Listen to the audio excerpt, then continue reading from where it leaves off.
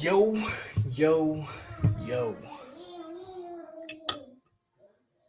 Spring is finally here. It's crazy to me. It's like we feel like football goes by so quickly, and it does. And then we feel like, man, and we got to wait so long for football. And before you know it, it's March. April's around the corner. Before you know it, it's going to be summer. We'll be talking about fall ball. What is going on, everybody? It is your boy Polk, a.k.a. Alo, a.k.a. the goddamn truth. And Florida State family, Seminole Nation, and the 863 tribe. Welcome to episode 79 of The Hangover. Spring, the smell of spring is in the air. And I don't know what it smells like, but I know what it looks like. And if y'all seeing what I'm seeing, are y'all watching the same clips I'm watching? Because I gotta tell you, these young men look like they've been putting in work this off season. These young men look like they are not playing around this off season. I'm talking about everybody from the quarterbacks to the running backs. Did Florida State find a new diet program? Or what's going on? We pumping everybody full of roids, PEDs, or are we just storming it up, so to speak? I gotta tell you, man. I said this after the season that this would be one of the most anticipated seasons since like 2016 or the 2016, the 2017 season, the end of 2016, right? When we beat Michigan in the Orange Bowl. And then we're coming in for the 2017 season. We were top 2 or top 3 as 1 versus 3, Bama, Florida State, one of the biggest. Some people were calling it the game of the century, and it was shaping up that way. This is what this off season is going to feel like. This is what it's going to feel like.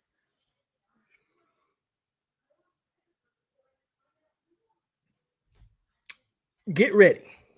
And the more you see these clips, the more you watch these guys and these drills, the more you see what the offensive line looks like, the more you see what the defensive line looks like. I mean, I put it on Twitter. Number 8 looked like he should be playing defensive end. Oh, and by the way, that guy's a freshman. That guy was in high school a couple weeks ago. Yeah, you know what I'm talking about. That guy.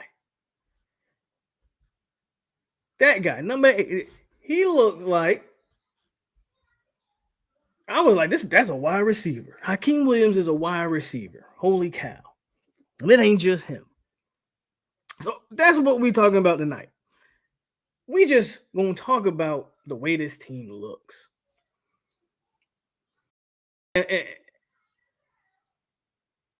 And what the expectations are going to be because of said looks. But before we get into everything, man, y'all already know the deal. Subscribe if you're new. Hit my like button on the way in because we got to pay the bills. And that's how we pay the bills around here. Subscribe, like, and share. Subscribe, like, and share. That's how we pay the bills around here. Subscribe if you're new. Hit the like button to ring my doorbell so you don't just come into someone else and don't introduce yourself unannounced. That's how you announce your arrival. You hit my like button. Subscribe if you're new. And if you've done all of that, share the video, man. Let's get the word out. Let's continue to grow this platform, this tribe, the 863 tribe, as I call it. Let's continue to grow that. I've been stuck at 1,800 subs for a while. Would love to get to 2,000 before the beginning of the season. We'll see if that happens. But like, subscribe, and share. And let's hit a quick roll call. And then we'll talk about some spring ball, man. Go take that. We'll talk about some spring ball.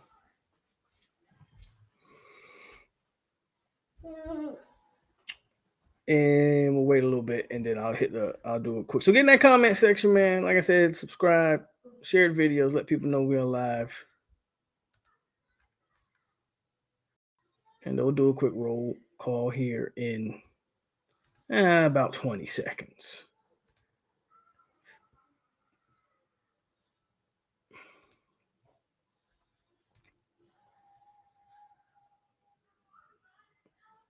How is this video quality don't look too good to me? I'm using a different streaming service. I want to give it a try. And anyway, let's get to it.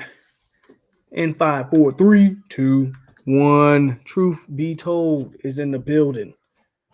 Stroking the flame. Let's get it. Jamal M, Damian Adams, Briley,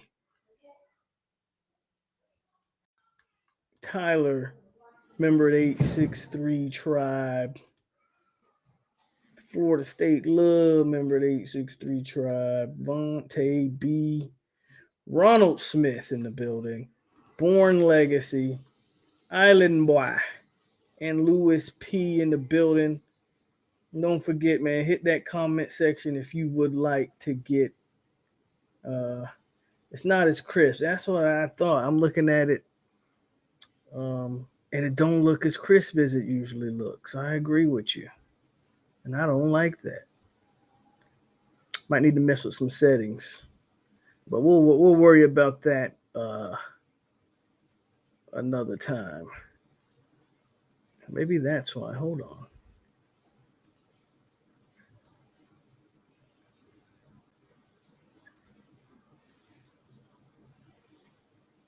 Hold on, I'm playing with something right now.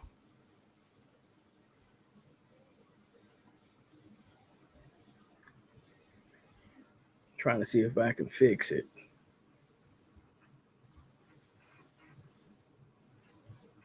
Is it me or did it just get...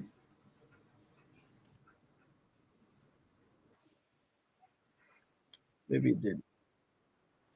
Did it get better? I feel like it got a little better.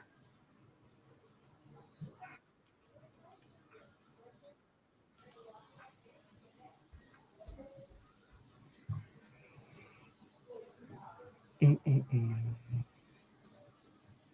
feel like it looks a little better. But that's okay. Like I said, that's something I'll mess with. I'm using a new streaming platform. So we'll worry about that when it I'll worry about that on my own time. I want to hold none of y'all up. Like, hit the like button, guys. All right, let's get to it. I don't know, where do y'all want to start? Where do we start? Y'all want to start with the just the new additions, the returning players. Where do we start, man? I don't even know where we start. I've watched a couple videos, and I am just impressed. I'm just impressed with Florida State and how far they've come. And all of a sudden, like people are saying, man, we kind of look like a real football team now. We're looking like a real football team again.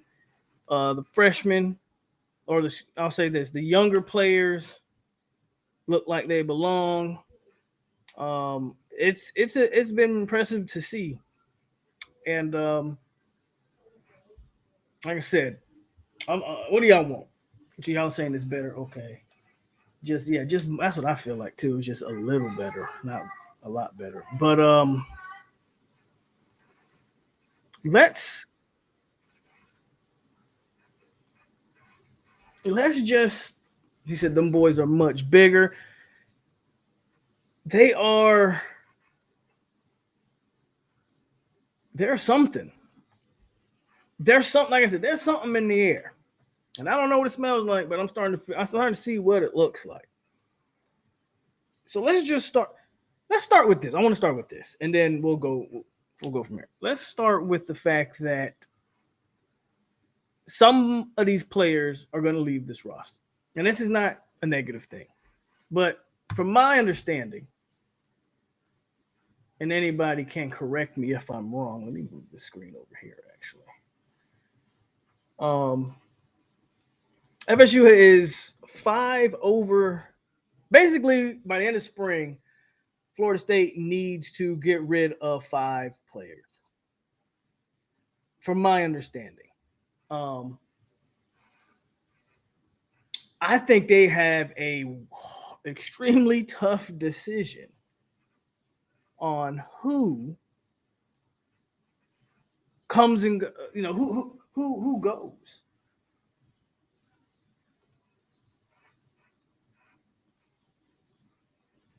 Let's get that off. Okay.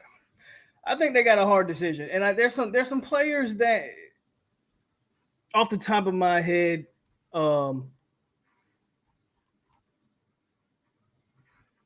I think will probably be out of here. I mean, Florida State's got to get rid of 5 guys. Jackson West, just off the top of my head, guys like I'm actually surprised Jackson West is still on this roster. But Jackson, you probably want to get more than 5.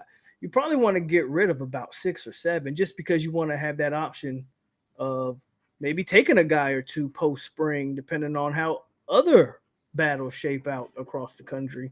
You might get a chance to add some quality guys after the spring. So it's probably more like 7. I would say 6 to 7 that you're probably going to get rid of this spring. And 904 hit one. I would actually argue, if I had to get, I could probably get 4 guys off the top of my head, right? Zane, Schrader, Jackson West, and believe it or not, Byron Turner, somebody just mentioned him, like, and I probably think somebody at that D tackle room's probably, if I had to make a guess on that defensive tackle room, you're looking at Malcolm Ray. Better hope he don't get passed up, or he could be out of there. Aaron Hester, we talked about him and whether or not he is a backer or an end. Something's probably got to shake there, or he's out of there. So that's what I already gave you 6.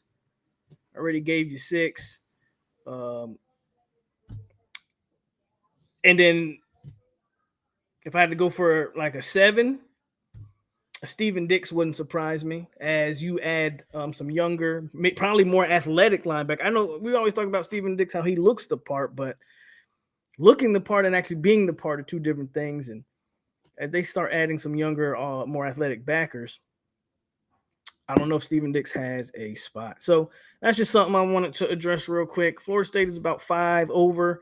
You probably want to drop about, at least maybe, give yourself some wiggle room in case an important player was to hit that portal for you and somebody you'd be interested in. So you're probably looking to drop about from 5 to 7 guys this spring. So don't be surprised, man, if we're talking about a couple guys, a handful of guys exiting post spring, because it's kind of what has to happen here. And I only bring that up to say I think it's a tough decision. The tight end room went from being a laughing stock to Jaheim Bell is something like we've never had, and that includes, don't get me wrong, I love Nick O'Leary, right? I absolutely love Nick O'Leary, but Nick O'Leary wasn't this type of an athlete You know what I'm saying? Great football player, but he wasn't this type of an athlete. He wasn't this explosive type of an athlete. Jaheim Bell has a chance to be something that Florida State hasn't had at that position maybe ever. You feel me?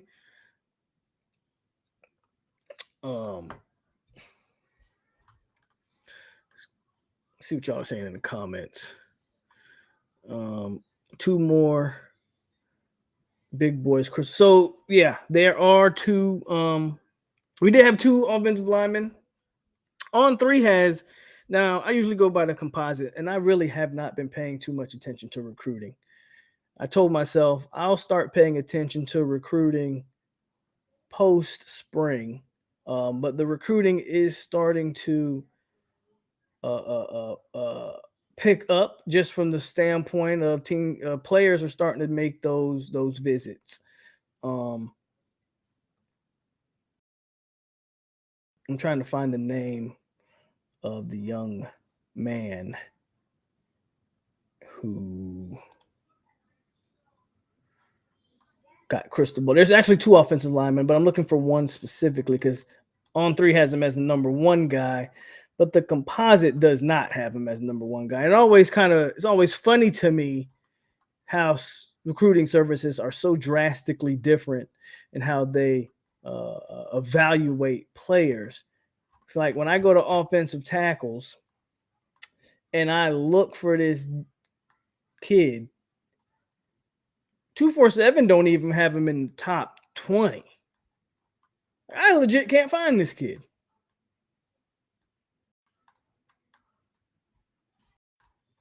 I legit can't find him. I can't find him in the top 100 offensive tackles, which I know is an absolute joke. What's his name? What's his name? Yeah, Jonathan something. I forget his freaking name. 247 don't have him up here, which is wild to me. Maybe they have him listed as an interior guy. Let me go to interior. Maybe that's why he's not there. So the other guy that got crystal ball to us, they have him as the number 8 interior offensive lineman, Jason Zandamela out of Clearwater. Nationally 141, 8th interior offensive lineman. He's listed at 6'3", 285. Okay, and Jonathan Daniels is his name. So that's interesting. 247 has Jonathan Daniels listed. For one, they have him listed as the interior guy. Two, they have him listed at 6'3", 280. And he's not even ranked nationally on a 247. Not even ranked nationally. If you go to On3, they have him as the number 1 5-star offensive tackle. It's kind of wild that the two that they completely not even in the same ballpark on the valuation of this young man. So we'll see how good he really is. But yeah, that probably has something to do with it. That 247 hasn't updated anything yet. So 247 better get it together. Because usually they're accurate when they come to this stuff. James McIntosh says, "What up, guys? Question: Is there any info on Emmanuel's eligibility?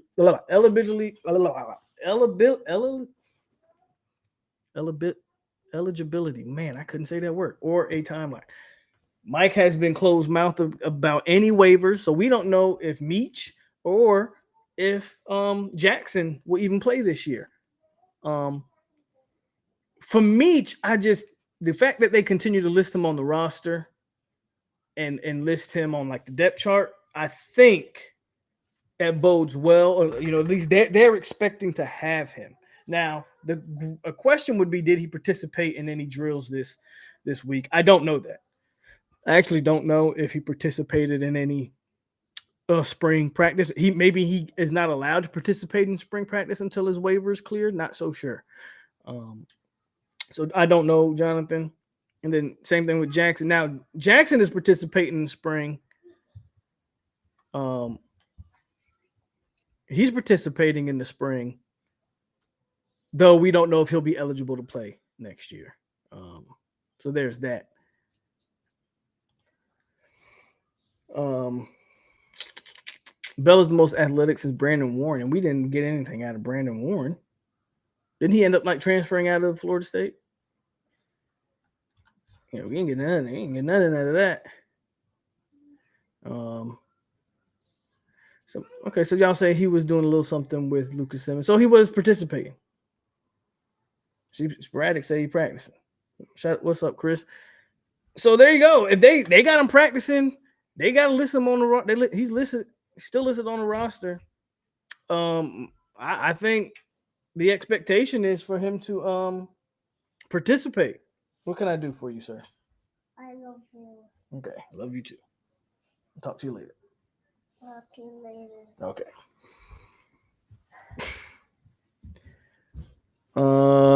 What was your question? If I missed it, my bad. I didn't see it. So let's continue with what we're talking about here. I mean, since we're talking about the offensive line, let's talk about it.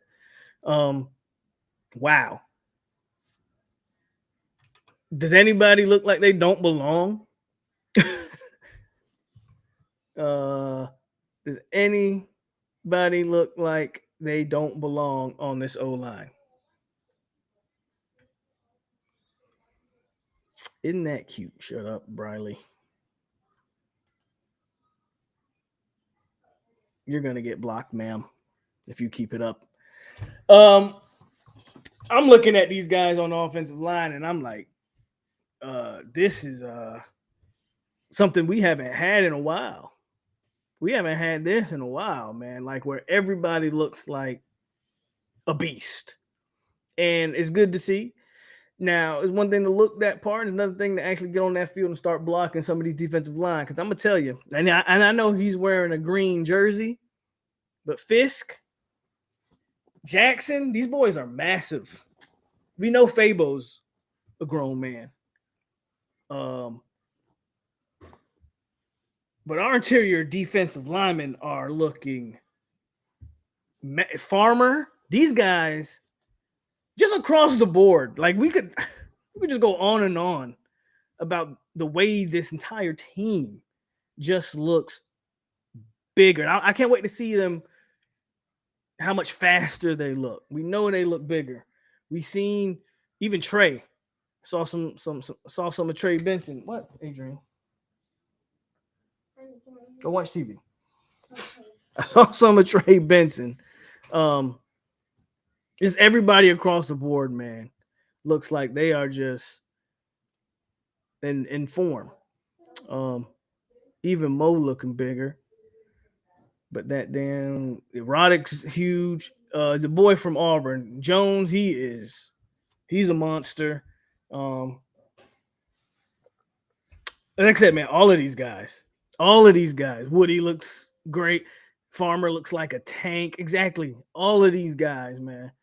Do you think we take a step backwards for the 2024 after all this? So that's a great question. It's hard to look that far forward. But what I'll say is if FSU finds a quarterback, I think we'll be fine for 2024. And obviously that's obviously you lose, and it all depends on who leaves, right? I guess as of right now, you would expect Versus gone, even though he's still having a year of eligibility. But Versus probably gone, right? Trey Benson's probably gone, but that might not matter if Keziah Holmes turns out to be as good as we think, right? Johnny's probably gone, but that might not matter if Hakeem becomes as good as we expect, right? Is Duffy, Brock Glenn? You'll have Luke as a true freshman. So the quarterback position's in a healthy spot. And you still have Tate. We'll see what happens with Tate, right? Yeah, you'll probably Byers will have another year of eligibility. But then by 2024, you're talking about getting Armella on the field, early on the field, Sapp on the field. Yeah, I think you take a step back, but I don't know how much of a step back. I think this is all by design, guys. Like, as of right now, bro, Dontre Richardson gained a lot of great weight. Like, that's what I'm saying. By 2024, yeah, you can say we might take a step back because that's just a natural order of things. You lose Jordan Travis, you're gonna lose some big time guys, but that doesn't mean that some of these guys aren't. We just ain't seen them yet. Like, I know we're all enamored with Brock Glenn, and I think Brock Glenn is a way better athlete than people think, just from what I've seen from him. And this not really getting into how his throwing, just athletically, Brock Glenn is pretty impressive. But we ain't even seen AJ Duffy yet. I'm excited to see what AJ Duffy comes to do this spring. So if you were a betting man, you would probably take the bet on, yeah, they take a step back. But how, the question is it a step back? Is it half a step back? But yeah, offensively is where I think maybe you take a step back. Defensively, you might actually get better by 2024, honestly. Defensively. So, there's that. But that's a good question, though. And it's hard to predict that, right? But that's a good question. Brandon had 28 for 301, 10 point as a freshman, set the freshman tight end record for transfer. He was old. I know, no, he was good. I remember him, but I remember he also transferred to Tennessee.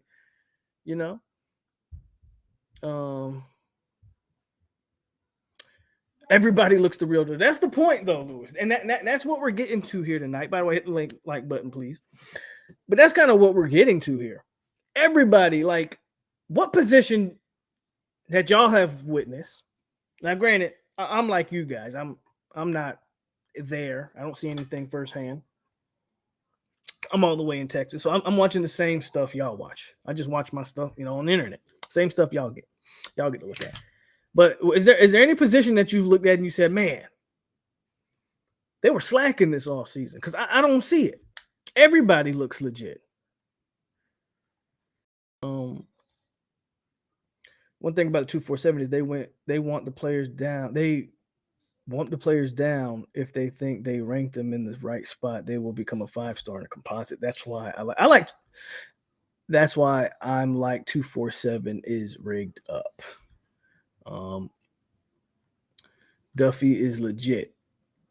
Duffy may have just needed someone to push. Brock is legit, but Duffy's for real. Duffy's losing steam, according to Lewis. I don't know about that. I don't know how we can make that assumption, but some people have been counting Duffy out from the beginning. I don't even know why. I think after Travis, we pick up a huge name in the portal at quarterback. I don't think we have to. I disagree. I don't think we have to. The quarterback room's too healthy right now. I disagree. If you're having to pick up a quarterback in the portal, that means you've completely misevaluated the entire room.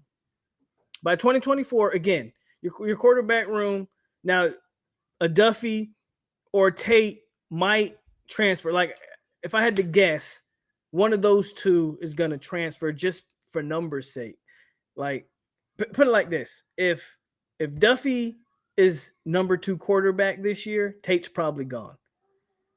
I think if Tate is the number 2 guy, I don't think Duffy leaves. But I think that next year's competition, the winner out of Tate, and who knows, Brock Glenn could come in there and take everything, and then definitely somebody's going to transfer if the redshirt freshman is the starter. But that goes to my point. If you're having to take a transfer portal quarterback in that would be what? Year 5? You've misevaluated the quarterback position. So I would hope not. I think we good. I think we're good. I think in 2024 your starter will be a Tate or Duffy, or it could be Brock. And then you have a true freshman in Luke who continues to jump up 10 spots in rankings every time the new rankings are released. As far as I'm concerned, who's to say Luke can't come in there? Thank you. Who's to say Luke can't come in there and compete as a true freshman? Who knows? And to his point, NIL deals don't bind you to the school.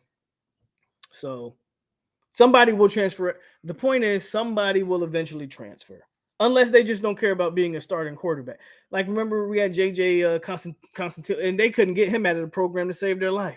He was just happy to be a Seminole, but he never once really competed for that job.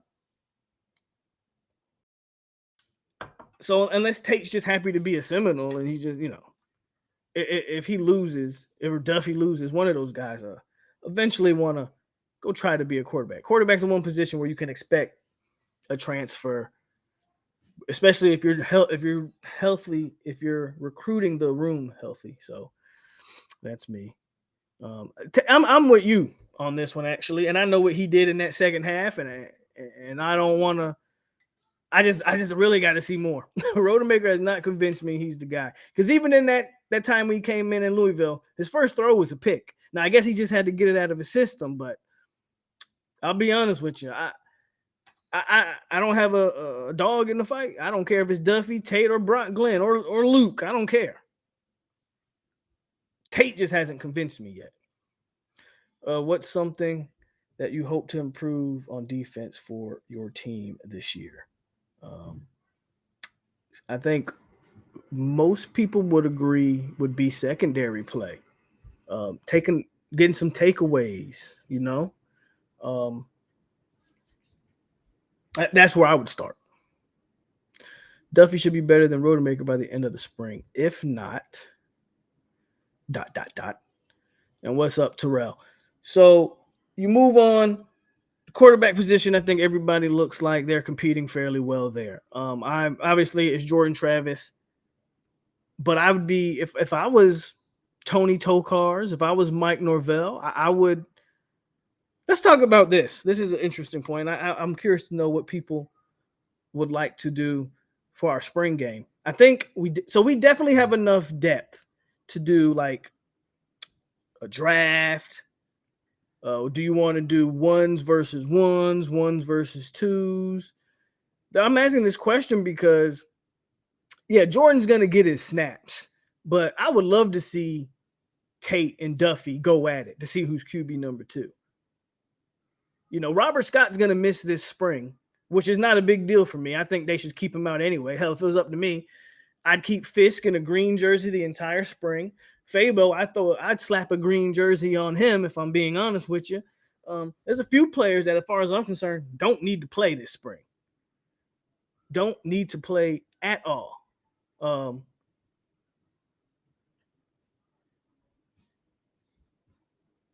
happened? Okay. Don't need to play at all. So I would love to see, Jordan Travis got to take his snaps, get in rhythm with some of the new receivers. Like if I'm Jordan Travis, I'm working a lot with Winston Wright and Hakeem. And I want to work with these guys and get them in a rhythm. I work with all your receivers for that part and get them in a rhythm. But I would really like to push those two backups, that freshman and that, what is Tate, a sophomore, junior now? I think Tate might actually be a redshirt junior at this point. Oh,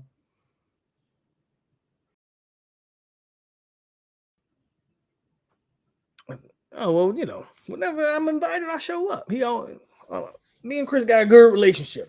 So honestly, one of the reasons why I don't do more like cameos or stuff with people is just my schedule, man. I don't like to hold people up. I don't want someone waiting on me because I don't even know my schedule half the time. My schedule changes at the blink of an eye. So a lot of times I don't like being like, oh yeah, we can do something every Thursday, because every Thursday my stuff changes week to week. I'll try to do more stuff with more people. I should anyway. Look at the QB room. One of those guys does not look like the rest. Who do you think, Tyler? Name them. And what up, POLK? Can they interview Johnny at least twice a week? He provides better answers than some coaches, let alone most athletes. Really hoping he gets more explosive and nasty on the DBs. What is your expectations for the offense and defense for this conference? My expectations, I'm trying to understand your question because this last part kind of confused me. For this conference, it doesn't matter the conference. Florida State's expectation for offense and defense. I mean, you were top 10 offense last year, top 15 defense. Let's be in that same area. Let's be in that same area. Um, Tate. Yeah, I wouldn't have a real spring game, situational all the way, rig it up against the offense, and be quick on the whistle. I would have a real spring game, but there's just certain guys that would sit out. Um, but I would So I asked that question. Me personally, I would like to see give me the ones versus the twos. I don't want to do a draft. I don't want to, and I don't want to do even though good on good is always like a good thing. I want verse going up against whoever my second tackle is, whether that's Armella or whoever. I want um Joshua Farmer and Daniel Lyons or whoever going up against the starting O line. That's how these guys are going to get better. As they say, iron sharpens iron. As far as I'm concerned, that's what I want, the ones versus the twos. Like when you were in high school, you did the JV versus varsity. And a lot of times JV got whooped. But sometimes that's where you saw who was ready to play at that next level, right? I want to see my ones and my twos, especially some of these young guys. I want some of these young guys to get a crack at some of these older players. And I just think that would benefit us for the upcoming season personally. I know what my ones are. I think everybody is pretty confident what my ones can do. But I want the ones versus the twos. Uh, um, I want Cypress going up against Hakeem Williams. Why not? That's what you come to Florida State for, right? That's what I want to see. I want that. I want throw Hakeem in the fire, see what he got. If Cypress is considered the best DB in the ACC, or at least he was last year, well, let's see what he has. Let's see what Cypress has against a true 5-star man-child wide receiver, and let's see if Hakeem's ready for big-time football, or if we gotta ease him on in there. That's where I'm at on it. So that's kind of just how I view it. I don't know if everybody's kind of feeling like that for me. That's just how feeling like that, but that's how I feel. Tate is the beanpole. Tate don't gain weight, bro. I think Tate's been like 196 since he's been on campus, bro, for like 4 years. Really hope Wilson learns to catch the ball more consistently. Yeah, definitely he needs to, catch the ball more consistently. They want to as long as they stay healthy. They want ones versus twos, just have to stay healthy. I hope some players, the way they sitting out like Fable, etc. Why is Scott out? And Pittman, I think Pittman's got an injury. I think both are dealing with some sort of injury. I don't know for sure. Have Mike call a game against Atkins and let them have a draft. Three-headed monster at running back. Benson, Holmes, Hill, Toafili is your gadget guy. Toafili looks good. Speaking of another guy who looks good, y'all looked at Toafili? You don't look that skinny no more. And again, it might not even, it's not all about the weight. Guys are just looking better put together.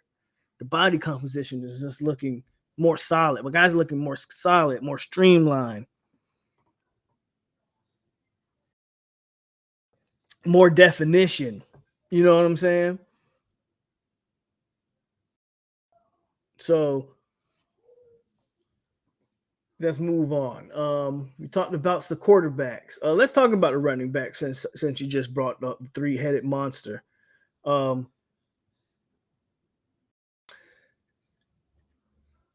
Benson and Holmes. From what I hear, man, Holmes is. Some people think Holmes is actually, and this is crazy, right? But remember, this time last year, nobody really knew anything about Trey Benson, and then he had a great spring, and the way he ran the ball kind of opened everyone's eyes, and then during the season, he showed that he really was, the athlete they were saying he was. Well, Holmes is getting that same kind of praise now, if you haven't been listening or paying attention. And some people think he might be better, which is, again, crazy to say. Some people think Keziah Holmes might be better than Trey Benson. Trey Benson himself in an interview said having Keziah Holmes has been amazing. He misses Trayshawn Ward, but he says Holmes has brought something different because he knows if he's not on his game, Holmes is going to take that spot. Holmes has been pushing Trey this entire offseason. So, I mean, that's awesome to hear. Again, Philly looks good. It did. Rodney Hill's going to be a little bit of an X factor. I don't know. I like Rodney. I don't know if he comes in and takes snaps. Like,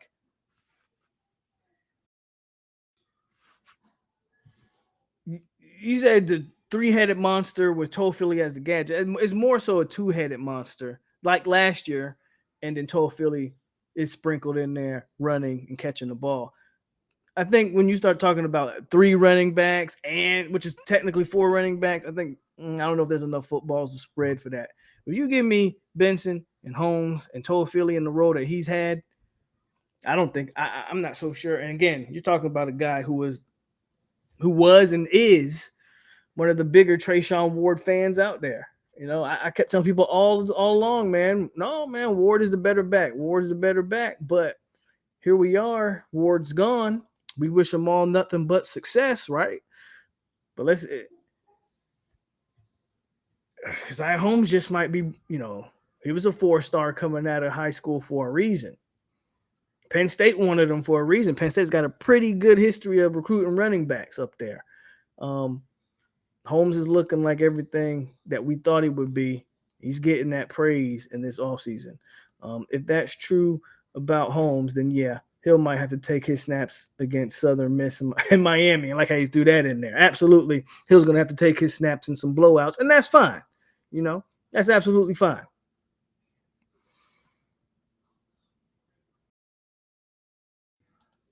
I don't even remember, Terrence. I've had this shirt for a long time. Pittman, I can't give the full report, but he will be good sometime in the summer. And 24 will be the year Hill becomes. I think so too. I think we saw a little bit of Hill, some flashes from him last year.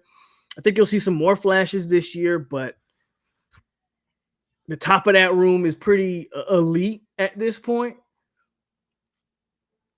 24 is the year that they're going to ask Rodney Hill to be a major factor.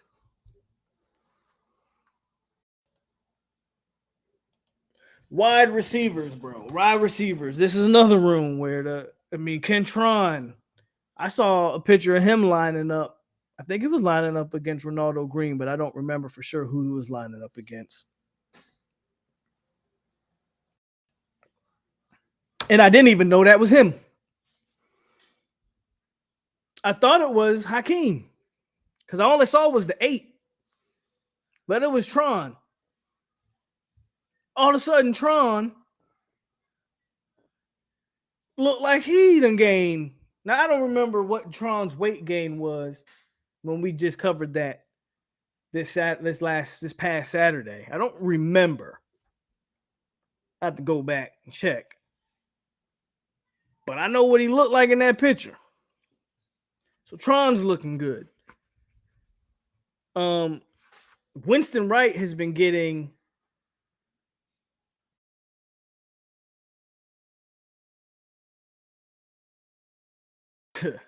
yeah, right.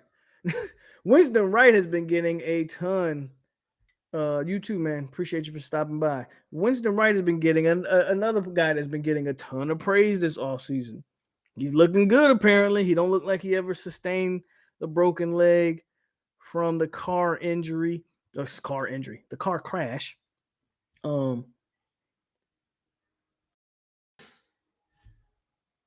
Can I just sit here? I can just sit here and tell a bunch of lies. Like, at what point do y'all like want to listen to me can tell you everybody just looks bigger, faster, stronger? But that's the word.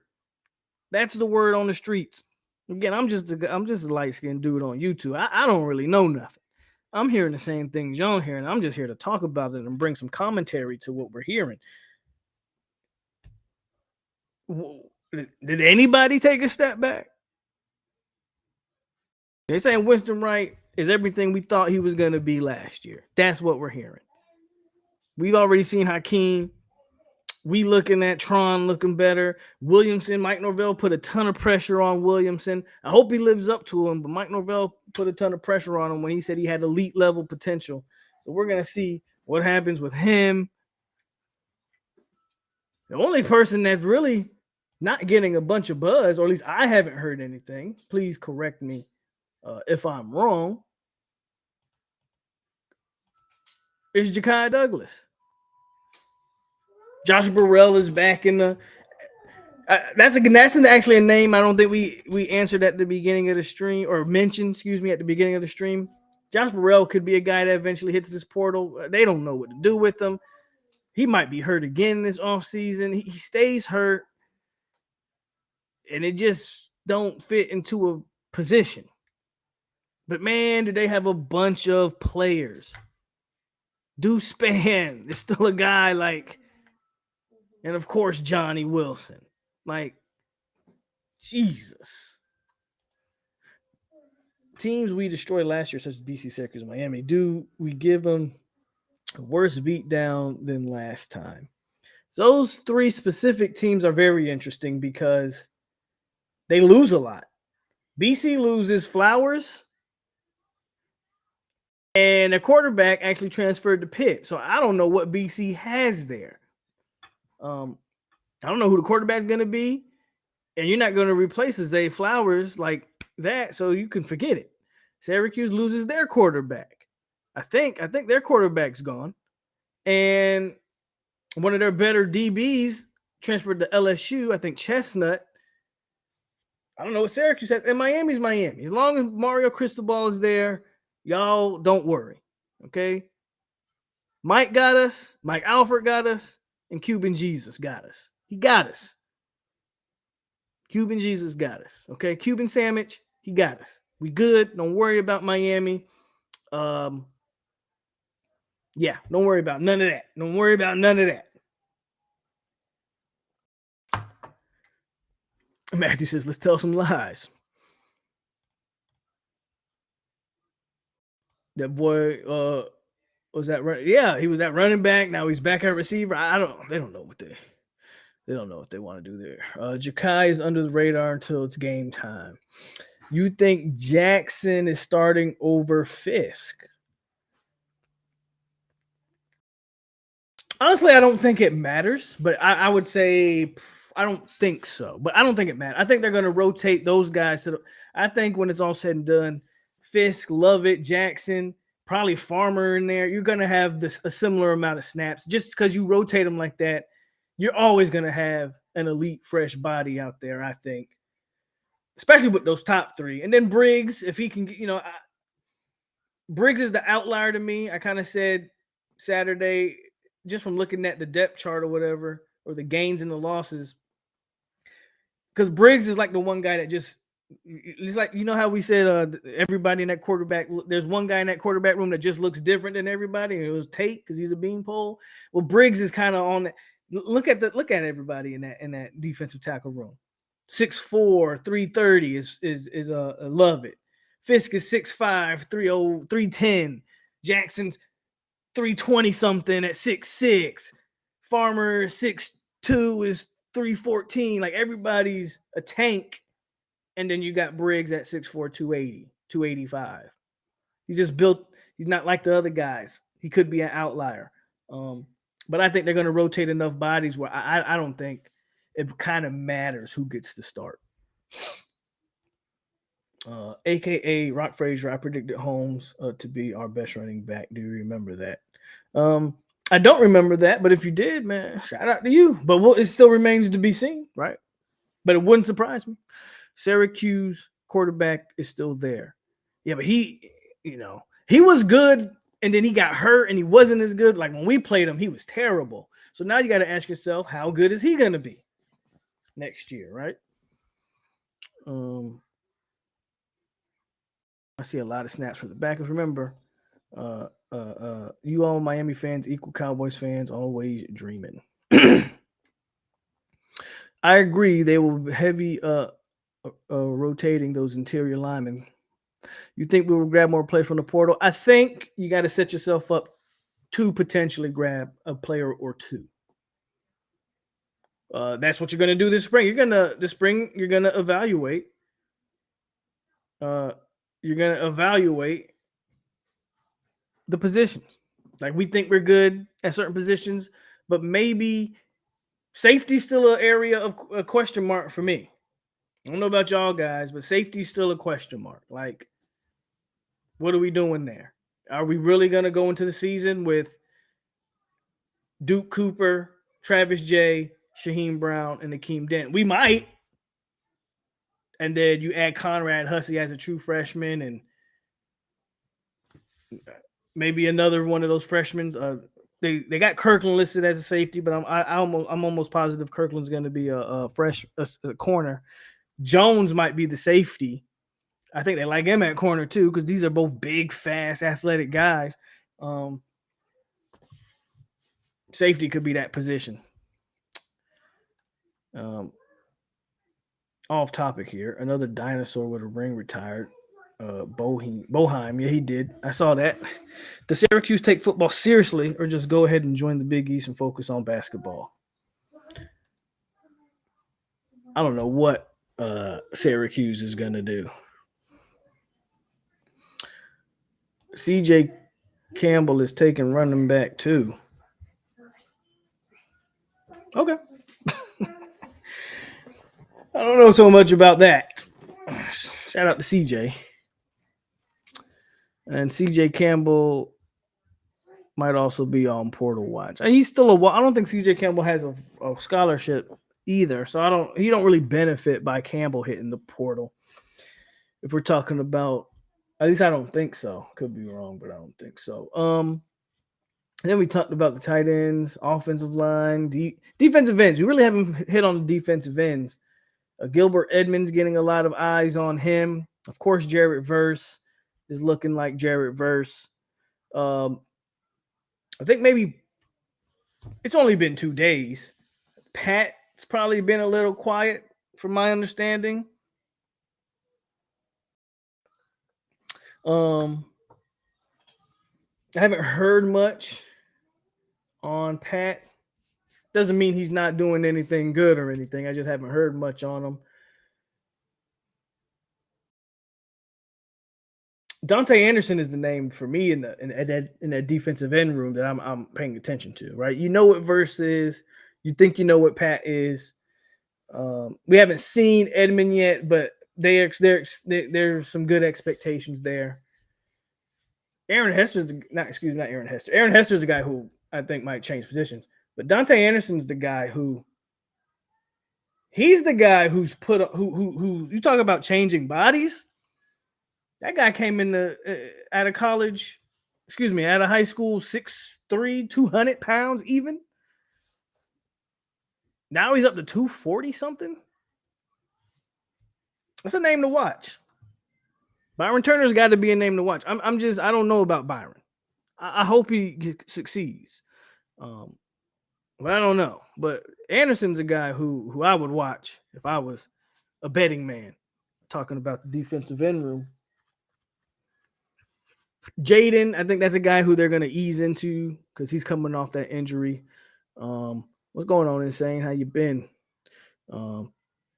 Which player on offense and defense do we think will break out? I already gave y'all my bold takes.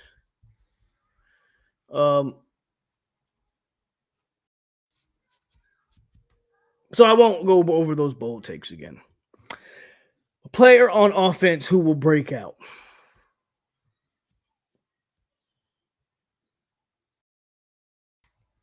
I'm going to go with Keziah Holmes.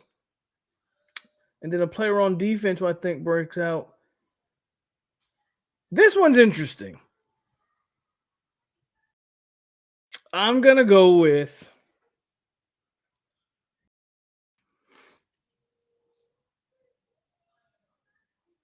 that one's tough. You know what I'm going to do? I'm going to say Travis J has a better season than maybe some of us anticipate. You see how bad the puke is? Got some of these folks thinking Campbell going to get legit reps. It was against Candy Cane's defense. Goodness. I really think Fitzgerald gets a fair amount of snaps off the edge. That's going to be interesting. With Hartman now gone at Wake, should we now not have any trouble beating? Hartman's gone, but it's not just Hartman, right? Look at their wide receivers and what they did at the combine. Like those wide receivers were legit NFL guys, right? So it wasn't just Hartman; it was A.T. Perry and them boys. So yeah, all those guys are gone. Thank God. Do you believe JT wins Offensive Player of the Year in the ACC? And who do you want to win Defensive Player in the ACC? Well, if we're talking about Florida State, yeah. If you're talking about an offensive player that's probably going to win it, is going to be JT.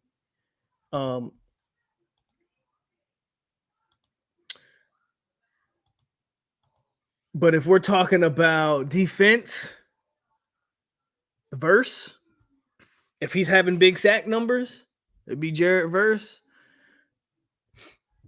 If we can get some turnovers, maybe it's a Fentrell Cypress, maybe Ronaldo Green, maybe it's one of these DPs can get 5 or 6 picks this year, something like that.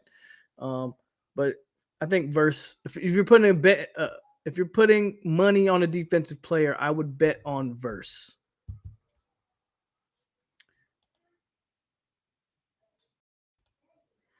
Kalen DeLoach takes the next step and plays his way to the NFL. What do I think of Travis J? I'm interested to see, what he gives us. Because we need it. We got Akeem Dent. We got Shaheem Brown, but we need another safety. Hell, we need another 2 safeties. Winston Wright, I believe, will be our kickoff returner and maybe punt returner. I still don't think they take punts away from Micah. Because I think if you take punts away from Micah, then I have to ask you, well, what are you really giving Micah? Because where I think Micah gets his snaps taken is at receiver. Because I just think there's guys that can do what Micah Pittman does better. He can definitely prove me wrong. But I think keep Micah at punt returner. Winston Wright is going to have a big year on offense. Pat is going to be a first team all ACC next year. I love it. Love it. Breakout players, I have Winston. Defense, I think KJ Kirkland breaks the rotation. Wow, that'd be huge. So let me ask you a question, Myron, because you bring up Kirkland. And I like that Kirkland pick. Kirkland is one of those, he looks like he's built different as a freshman DB.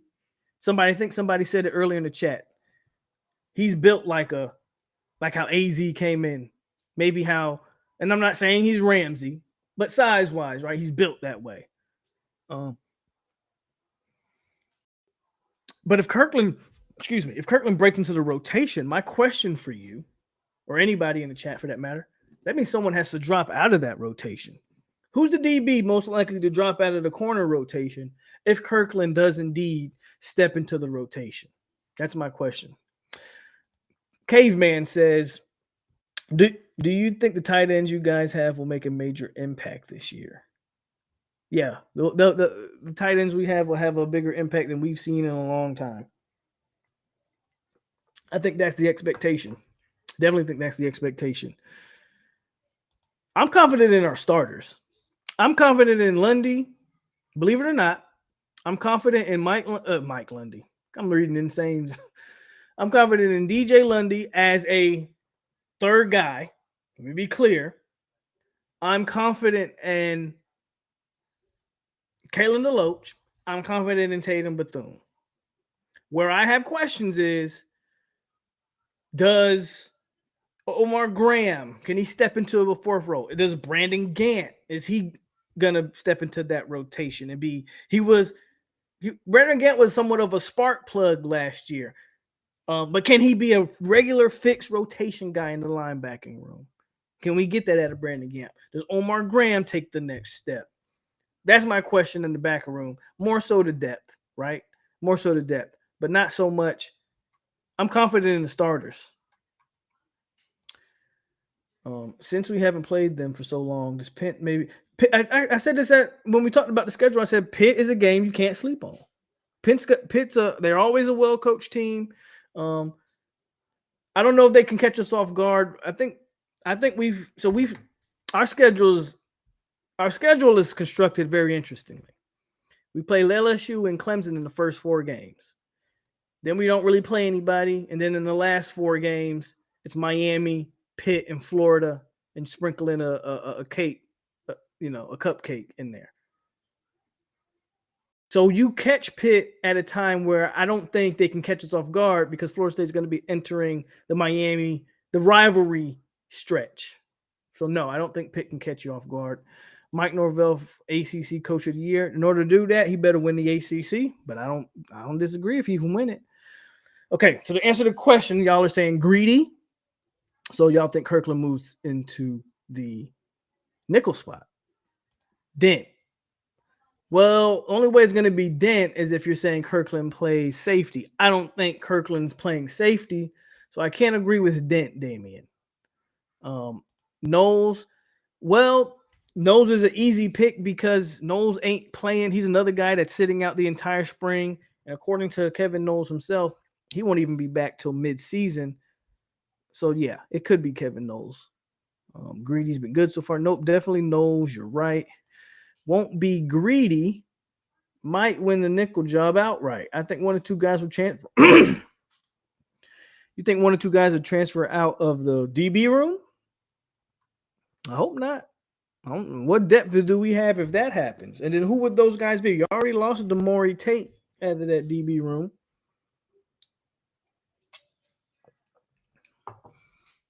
You already lost Sam McCall out of the DB room. Hope not. Sidney Williams already left. So you already had a 3 DBs transfer.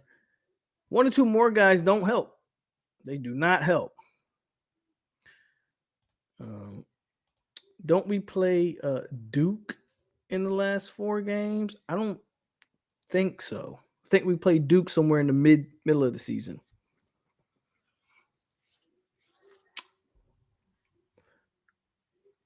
I'm hearing he plays safety. Well, from his own interview, he said he's working at corner. So we'll see what he does, Damian. I can only take his word for it.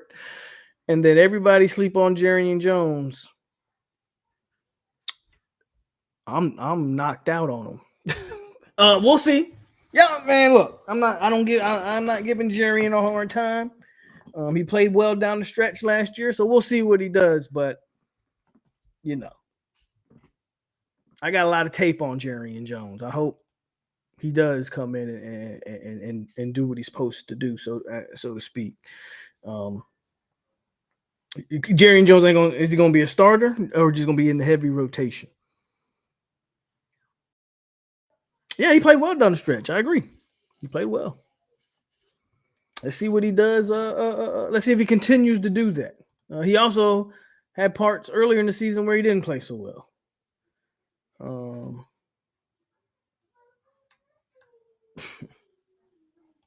So we'll see.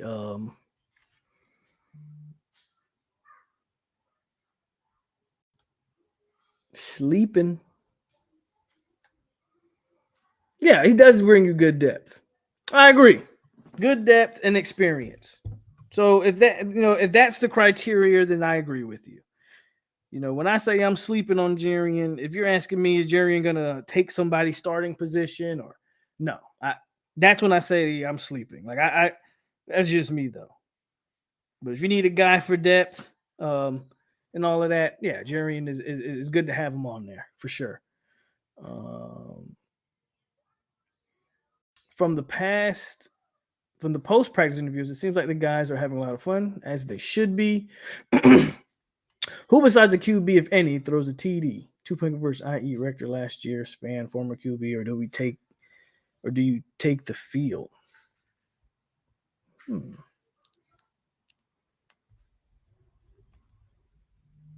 So we saw last year they like to mix some stuff up. Then Jordan Travis catch a touchdown and against Syracuse or something like that. So they like to mix some things up. Interesting question. If I had to guess, maybe you get Span in there. He was a former quarterback. If I had to guess, Tyler says Brian Courtney. He played quarterback in high school.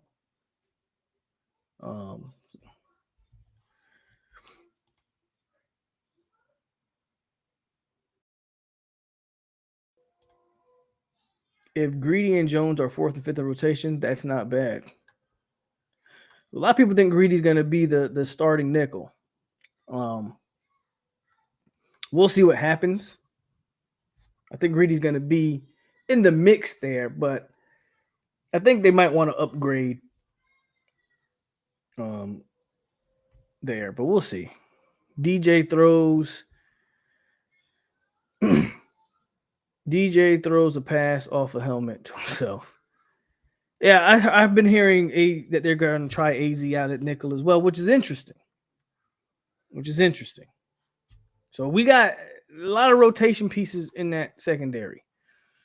Do you think Duke Cooper will be a great safety? I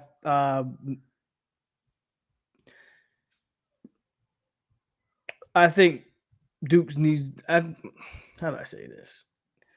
A great safety, no.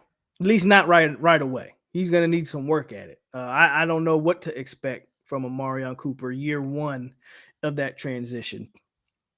It's the best way I could put that one. I think everybody's excited to watch Bell, man. I think the offense.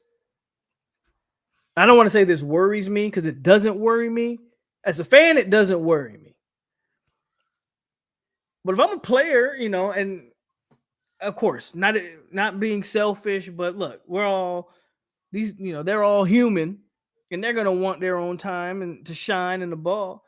But if I'm a player, I'm thinking, is there enough footballs to go around? Like if you look at last year, the running game was what it was, but it was receiver wise, it was really only two guys that were consistent: Ontario Wilson and Johnny Wilson. And Johnny wasn't necessarily. Johnny got over 800 and some yards. Ontario, I think, had 300 or 400. And then after that, it was like they sprinkled in some guys. But now you're at the point where some of these guys are going to expect it to have a certain amount of targets. Like Jaheim Bell's going to be expected to touch the ball. Like, what's the over or under on Jaheim Bell touch? Like, how many times on running, throwing, whatever, should Jaheim Bell touch the ball a game? That's a great question because a lot of that leads into what these other guys are going to be doing. If you're going to have a set amount of plays for Jaheim Bell, which you probably should, well, now you're asking yourself, who you taking plays away from? Because Johnny Wilson going to need a certain amount of targets a game. Trey Benson going to need a certain amount of carries a game. Because I hope, you see what I'm saying? Are there enough footballs to go around? We don't necessarily play this high up-tempo offense. It's not as slow as what Jimbo ran, but it's not super speedy, right? We take our time. We get to the line. It might not be, we might not huddle up after every play, but it's not super fast.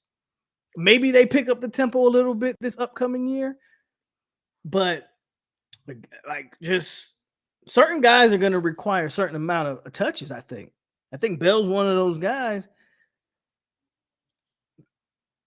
Guys might not have the same yardage that they had last year, but that to me that doesn't mean that players are taking a step back. Like if I'm like if I could predict something right now for y'all, I don't think Johnny Wilson reaches the 1,000-yard mark like some people think. I don't. I think the wide receiver room is taking a step exponentially. There's now way more talent than was even last year. The guys that you had are going to get better. And then you bring in a guy, Jaheim Bell, who's going to demand more targets. Trey Benson is going to – I don't think Johnny gets the 1,000 yards. To me, if Johnny gets another 800-yard season, that's a success because it wouldn't even surprise me if he was more around 6 or 7. Winston Wright now on the team, who probably brings you more than Ontario Wilson. Ontario Wilson was really reliable and really good for us last year. There's a lot of questions offensively. Good questions, but questions nonetheless. Has Duke improved enough that they're capable of beating us? I'm not worried about Duke, bro. I'm not going to lie to you. We're not Miami. For the spring game, I want to see like actual competitive game and no drills. I agree with you. FSU is now in a place where they can now begin to leave a number of players to focus on a role and not cross skill like so many players. It depends on what position group you're talking about. I think your O line, you still want to cross. I think your O line, just because that's a valuable trait. Like we forget, like people forget about Darius Washington, but Darius Washington is arguably your most valuable offensive lineman. People forget Dylan Gibbons was to Notre Dame what Darius Washington is to us, which is why Dylan Gibbons could come in and play for us day one because he was their swing O lineman. Whenever somebody went down at Notre Dame, whenever he could fill in and play positions 1 through 5, center, guard, tackle. He could do all of that. And that's what Darius does for us. So we forget that you still want to cross train guys because you don't know who's going to end up being that swing guy, and you need that guy. So depending on position groups, I think you still want to cross train guys, but certain positions, I agree with you. There's no need to like for me, DB.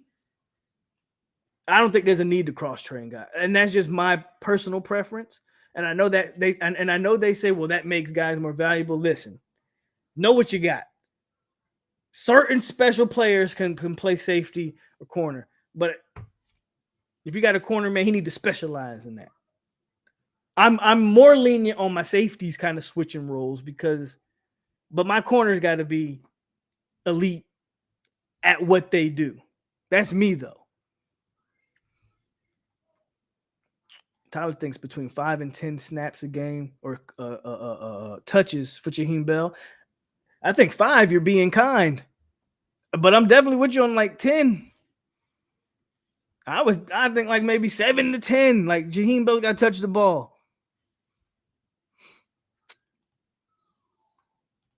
Do you think Bell is going to be our best offensive player? No, I think that's Jordan Travis. Until shown otherwise, the best player on offense is still Jordan Travis.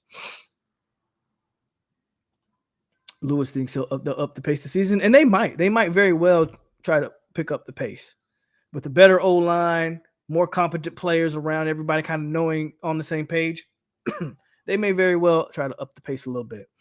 I'm expecting to average about 100 yards on 10 carries a game by halftime. God, dogs, oh. Okay. Expectations through the roof. Out of all the guys, Pittman probably sees a hit to his snaps. Span needs to show out. Span has to show that he can even stay on the field. And I agree with you. Like, that's what I'm saying. We talking about these snaps, bro.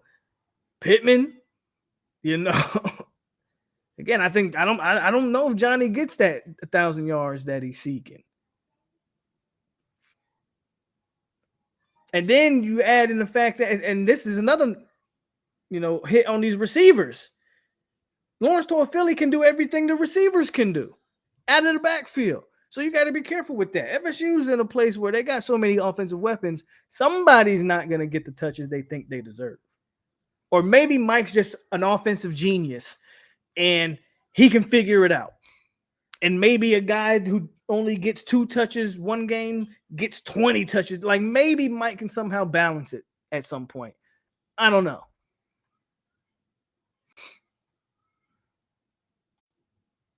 Nothing against Cooper because I know he battled injuries, but still gave us his all. But I'm all smiles with the height and wingspan at that position. It affects the pass game if nothing else. I got nothing against Cooper either. I want to see him do it. And like you said, he battled injuries, and if he's healthy, he should be okay. Truth be told says, I think we get more possessions on offense because I believe the defense will make more turnovers. That could definitely help. Oh, by the way, if Johnny doesn't have drops, then what I'm saying could be false because honestly, Johnny probably could have had 1,000 yards last season if he catches the damn ball more. So we'll see. We'll see. We would have to average damn near 50 points for everyone to eat. We can average 40 though. Dupree says, referring to the defense as far as cross training players, mainly the DBs. Can Fitz win all ACC kicker? No. Do you think Darius will hit the transfer portal? I don't. So here's what I think will happen. I think Darius is good for this year, but I think next year is where Darius is in that position like Dylan Gibbons was. Notre Dame, he was their swing old lineman, but by Dylan Gibbons' senior year, which he had got a waiver to get an extra year as well.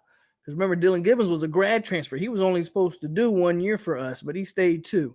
But by Dylan Gibbons' senior year, he felt like, hey, man, I've done the dirty work. I've done what y'all asked me to do. I've been this guy who's played every position for y'all. I think I deserve to get on the field and start. I think I deserve that. And maybe, hold on a second. I'm trying to check something out real quick. Maybe Darius feels, maybe he feels that way. Like maybe this year he's good, but maybe by next year, he's not feeling that. Maybe he feels like he deserves to get on the field. So my bad, I'm clicking through some stuff. I'm trying to find. Hold on. Okay, yeah. So, because I wanted to look and see if Darius Washington is what, and see Darius Washington's only a junior. So that to my point, Darius might be good for this year, right? I'm looking at the roster right now. Darius Washington's only a redshirt junior. And as I look at it, I go, for this year, he might be cool with that. But by next year, he might also be saying, well, I spent my entire career being, doing the dirty work. I deserve a spot. And by next year, you're talking about Armella, Early, Dontre Richardson, Kanaya Charlton, Quayshawn Sapp, Jonathan Simmons, Otto, who ain't even on campus yet, and whoever they bring in through the portal, which they probably will bring in a couple guys because that's what we do. And then whoever you recruit, which looks like we're recruiting offensive line really good this year, Darius Washington by next year definitely could hit the portal.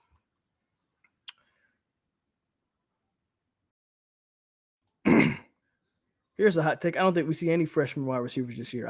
I think you see Hakeem. I absolutely think you see Hakeem. Unless Darian Williamson is this guy that people say he is, unless Tron and Williamson can hold Hakeem off, I don't think they can. I think you see Keem. I hope this time we prove to everyone without a shadow of a doubt that we are a better team than over LSU because they were someone who wanted to argue otherwise just because it got close at the end. Well, that week 1 game is going to be a war. They recruited well. They always do, and they had a good transfer class as well. They had some big guys in the transfer portal. So that's going to be a war. They're bringing back their quarterback. They're bringing back one of the better linebackers in the country in Perkins. They got some guys, man. Neighbors is back on that team. They got some guys. It's going to be a war. That's going to be a fun game. Win or lose, that's going to be a fun game.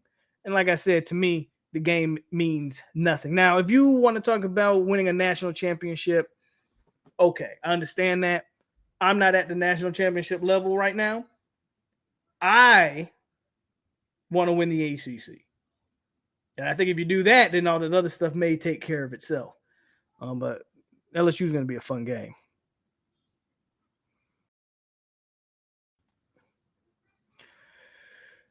I don't think D. Washington goes anywhere.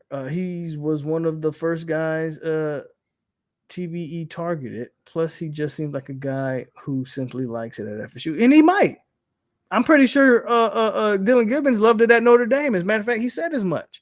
But at a certain point, we all have egos, and that's not a bad thing. We all have goals and things we want to. Is Darius Washington going to get to the goal? If Darius Washington has a goal of being in the NFL, does he get that goal by being the swing O lineman at Florida State? Or can he go somewhere else and start? He a lot. This stuff goes beyond feelings. Guys have to make business decisions, which is what Dylan Gibbons did when he came to Florida State. He just made a business decision, right? You got to make business decisions. And if by his senior year he's not guaranteed a spot or he's not going to start, and they're going to keep him in that same role, he's not going to allow Florida State to have their cake and eat it too. They're going to have to find someone else to fill the role, and he's going to try to go somewhere where he can start and show that I can play at that level. It's just my opinion. Sertain upgrade over Woodson. Duh. Absolutely, Dupree. Darius is a senior. No, Darius is a redshirt junior. I'm a little bit behind on the comments, but that's okay. That's okay. Do you think our starting O-line will ever be completely non-transfer again? Why does it need to be? I don't care. Let me tell you something. And this is where I vehemently disagree with the people. Remember the whole recruiting versus transfer portal debate. That's kind of calmed down as of right now.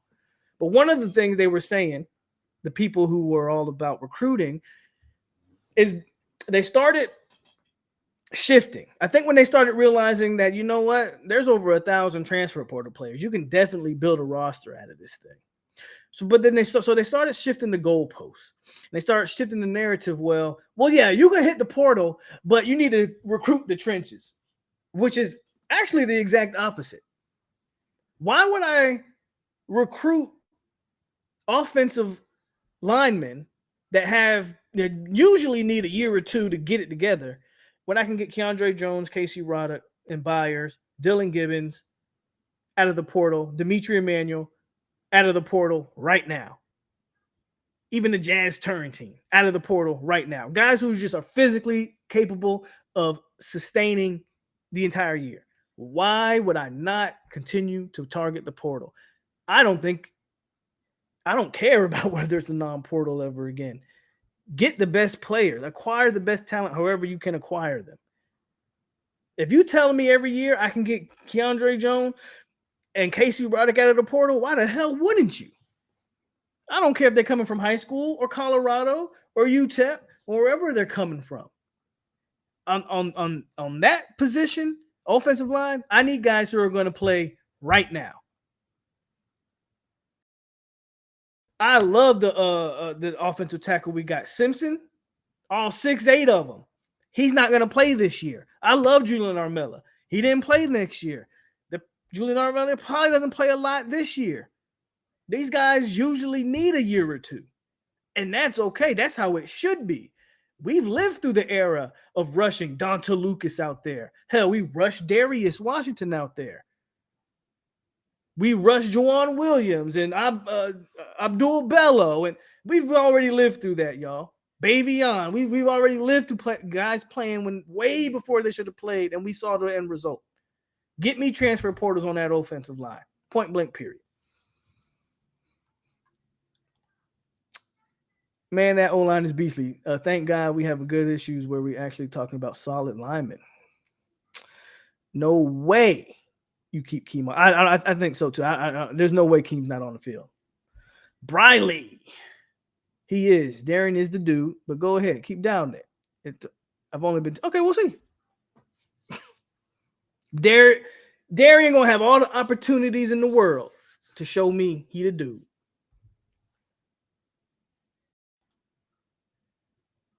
If we beat LSU, oh, absolutely. You beat LSU, yeah, you're gonna be talking a whole different level of.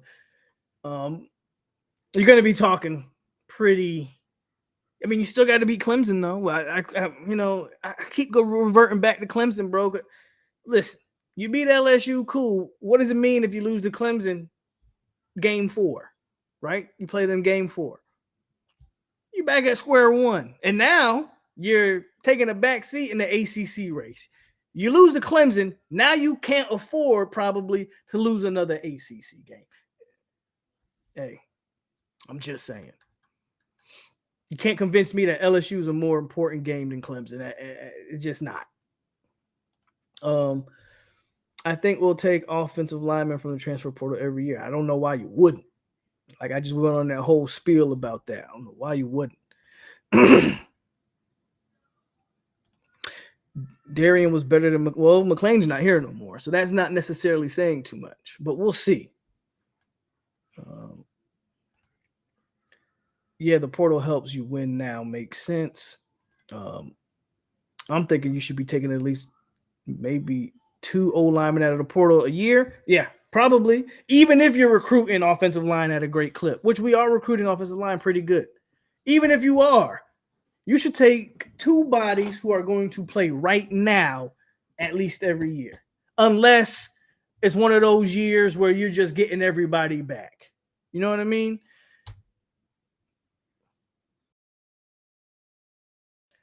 My starting DBs as of today is Cypress, Green, and if we're gonna throw the nickel in there, that's where I have a question at. I guess I'll give it to Vance just off of last year, but if the talks that they're working AZ at nickel are true, I expect AZ to win that job. And with Knowles being hurt, they do need somebody to fulfill that role. I expect AZ to win that job, though.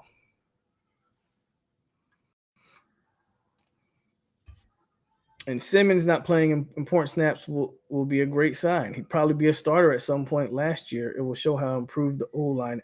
I don't think Simmons would have played at all last year. They wouldn't have rushed him in there. If that's the case, they would have. I'm not saying Armella is better than him or whatever. I don't know that for sure. I think Simmons has, in my opinion, he has All-American upside. You're talking, in my opinion, Simmons has first round pick type guy, type potential. And even with that, I think he's still raw right now that I don't think he would have played last year. They would have threw Turrentine and Washington and them other guys before they would have threw Simmons in there. Remember last year, I was thinking at some points, because Turrentine was so up and down. Remember at one point last year, I was like, man, just play Armella. And they didn't do that. And you can't convince me that Armella wouldn't have been a better option than Turrentine at some points. So just because of that, I don't think they would have did it. That's just my opinion, though. But unless we got anything else, yo, we did an hour and 40.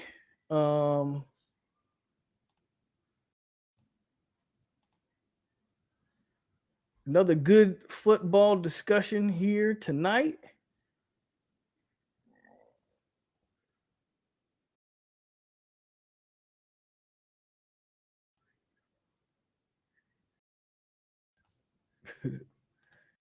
And let's see, Colorado record prediction under Dion. Let's do that.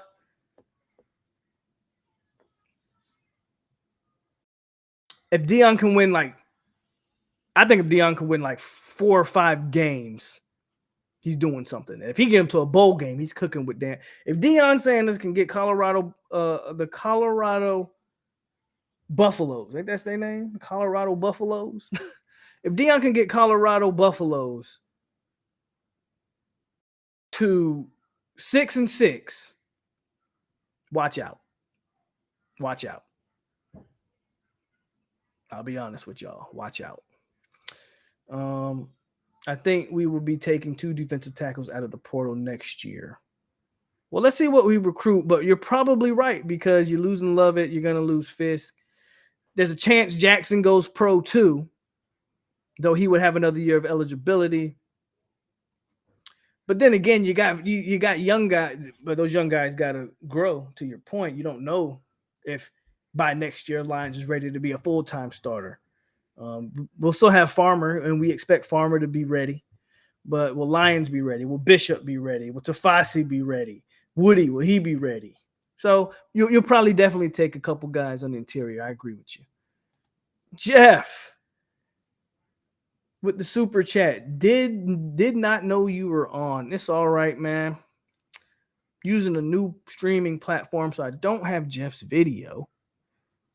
But that's okay. I got other videos, and I got to transfer all my stuff over here, which eventually I will get to. Probably make some new videos. But I appreciate you with the $5 super chat, Jeff.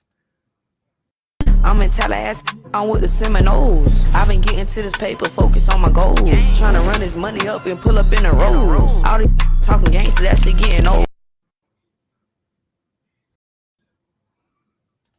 Zoe says, I think he wins only 5. 5 would still be a good season, though. But yeah, I'm with you. I think 4 or 5 games is a success, bro. That team was what was Colorado? They won 1 game last year. That team was 1-11. Like, if you're talking about 4 or 5 games, that is a win for any coach, let alone Deion Sanders. And he has upgraded the talent. You can't say he hasn't.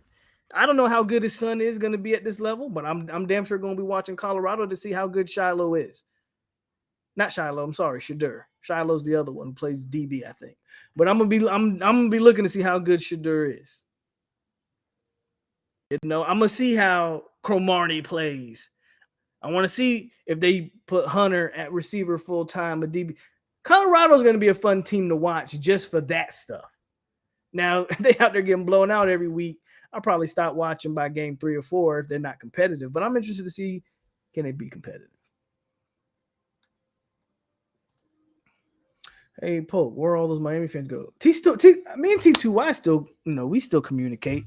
Zay was just in here earlier. Outside of those two, they've completely disappeared. They don't come around no more, bro. They don't even come by to say hey to me.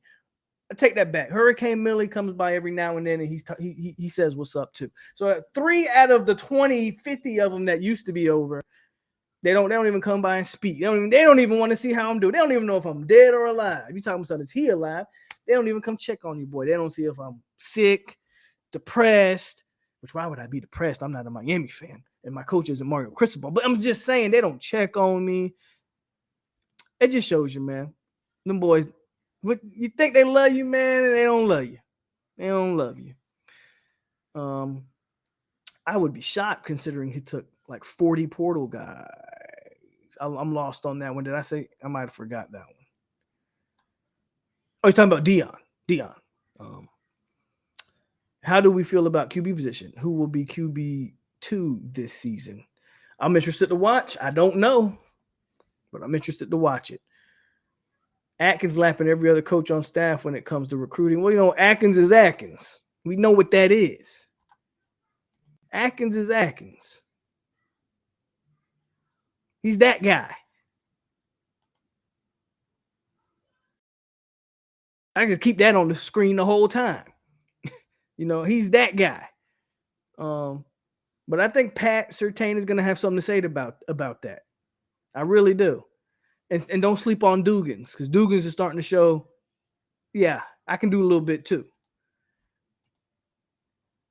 Let's get these last comments out the way, y'all, and then we're going to end it for tonight. I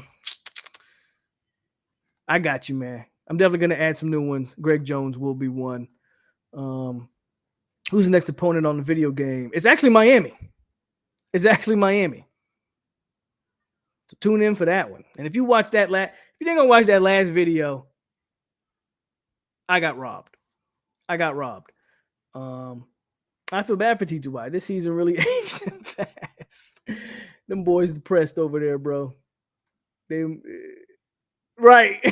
he ain't Hurricane T2Y no more. He big 3. He don't even want to associate with that junk no more. I don't blame him.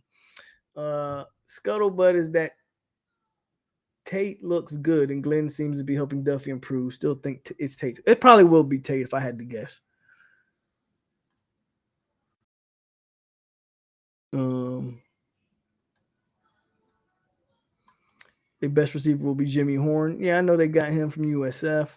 And you can't tell most of these Miami fans, though. They all changed their profile pics.